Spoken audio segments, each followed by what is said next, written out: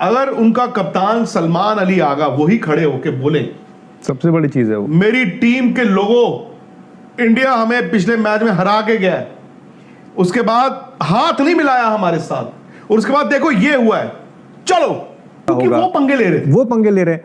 अब इन 5 दिन में पाकिस्तान ने क्या उन चीजों को भूल कर अब वो मैदान में उतरेंगे, बल्कि वो तो ज्यादा उनके दिमाग में होगा ना, भूल ही नहीं सकते नितिन। वो तो ज्यादा होगा सर। बहुत कुछ हुआ है उनके साथ। हाँ। उस मैच के बाद एक वो यूएई वाला मैच जहां पे आप कह रहे हो टूर्नामेंट ही छोड़ देंगे, फिर वो 1 घंटा, ये कहने की बात होती है कि 1 घंटा लेट हो यार, इसका ना आपका बहुत फर्क पड़ता है। एग्जैक्टली। तो देखो पाकिस्तान ने एक मोटिवेशनल स्पीकर रखा है।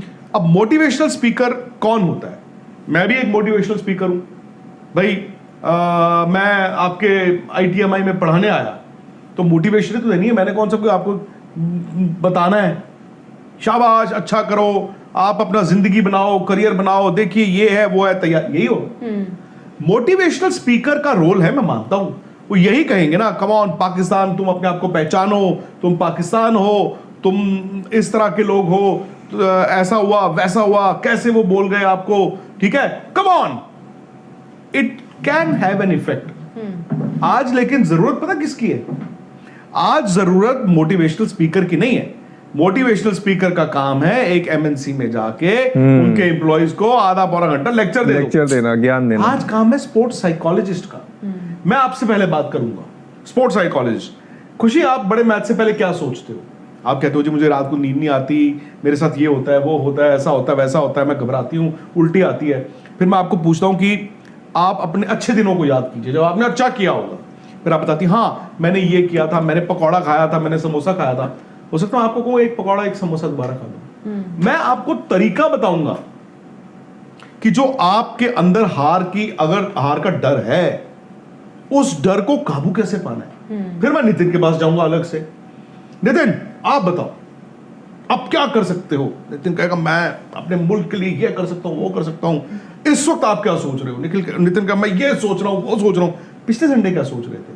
नितिन का मैंने ये मैच में ये हुआ। अच्छा, तो आप रात को कुछ सोचते हो, फिर अगली शाम जब आप बस में बैठे हो तो स्पोर्ट्स साइकोलॉजिस्ट का काम है एक इंडिविजुअल के पास जाना, हर इंडिविजुअल को अलग तरह से ट्रीट करना। और मोटिवेशनल स्पीकर का भी रोल है, बट इन केसेस में मोटिवेशनल स्पीकर क्या है? अगर उनका कप्तान सलमान अली आगा वही खड़े होके बोले, सबसे बड़ी चीज है वो, मेरी टीम के लोगों, इंडिया हमें पिछले मैच में हरा के गया है, उसके बाद हाथ नहीं मिलाया हमारे साथ, और उसके बाद देखो ये हुआ है, चलो, तो यही मोटिवेशन है।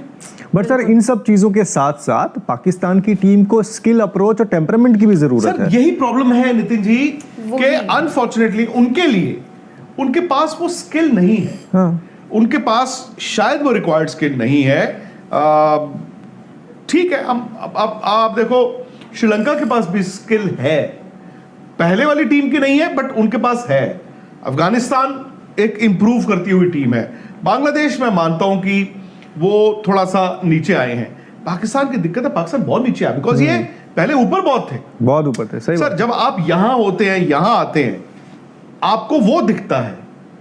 अब श्रीलंका, हालिया श्रीलंका यहां से यहां आया होगा बट वो फिर भी फ्लैशेस ऑफ ब्रिलियंस दे देता है। कहने को तो आज से 3 साल पहले की बात है, यहीं पर एशिया कप में मैं था, वहां पे इंडिया ने पहला मैच उनको हरा दिया, दूसरा यानी कि सुपर 4 जो कल होना है सेम, वो मैच पाकिस्तान जीत गया।